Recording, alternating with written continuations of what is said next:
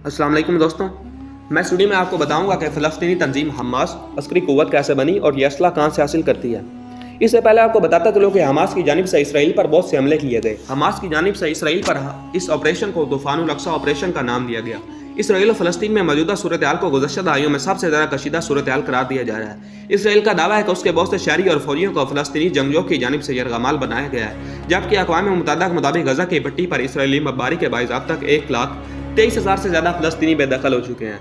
इस रिपोर्ट में हम ये जायज़ा लेंगे कि हमास की बुनियाद कैसे पड़ी और ये तंजीम कहाँ से हथियार हासिल करती है। 14 दिसंबर 1987 के दिन जब फ़लस्तीन में पहला इंतकादा अरूज पर था तो शेख अहमद यासीन ने चंद अफराद के साथ एक नई मज़ामती तहरीक का ऐलान किया, जिसे बाद में हमास का नाम दिया गया। इससे कबल शेख अहमद यासीन ने एक इंटरव्यू में कहा था कि उन्होंने मज़ामत के लिए नई नौजवान नस्ल को तैयार करने में काफ़ी वक्त लगाया है। शेख अहमद यासीन जी ने कई बरस बाद इसराइल ने हलाक कर दिया था। उस वक्त उदैर, उमर और मजूर थे, जिनके ऐलान पर शायद उस वक्त बहुत ज़्यादा लोगों ने ध्यान नहीं दिया था। इस तरीके के क़याम के ऐलान के बाद हमास की अस्करी विंग की बुनियाद रखी गई। ताहम इसराइल फौज के खिलाफ पहला ऑपरेशन 2 साल बाद हुआ, जब 2 इसराइली फौजियों को हलाक कर दिया गया। गजा की पट्टी में 2006 में मुनक्किद होने वाले पहले इंतखाबात से कबल हमास काबिल कदर अस्करी क़ुव्वत की हामिल नहीं थी। ताहम 2006 के इंतखाबात में हमास ने अक्सरियत हासिल की और गजा की पट्टी में हुकूमत कायम करने की पोजीशन में आ गई। अमेरिका और मगरबी ममालिक ने इन नताइज को मुस्तरद कर दिया और मुतालबा किया कि हमास तशद्दुद को तर्क करे और इसराइल को तस्लीम करे। चंद माह बाद हमास और फतह तहरीक के दरमियान झड़पें हुई। फतह को बैनुल अक़वामी तौर पर फ़लस्तीनियों की नुमाइंदा जमात समझा जाता है।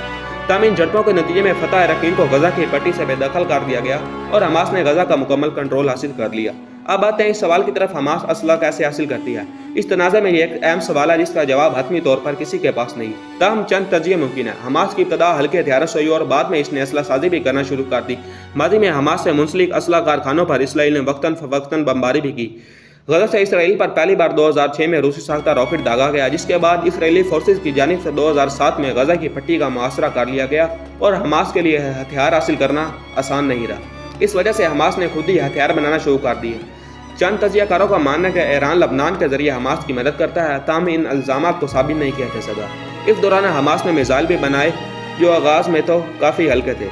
अब बताता चलूँ आपको, सन 2007 में हमास की जानिब से एक नई तर्ज की जंग हिकमत अमली सामने आई, जिसे टनल या सुरिंग की जंग कहा गया। और फिर चंद ही बरसों में हमास ने सुरिंगों का एक पेचीदा और मरबूत निज़ाम बनाया जो गजा को मिस्र और दीगर इलाकों तक रसाई फराहम करता है।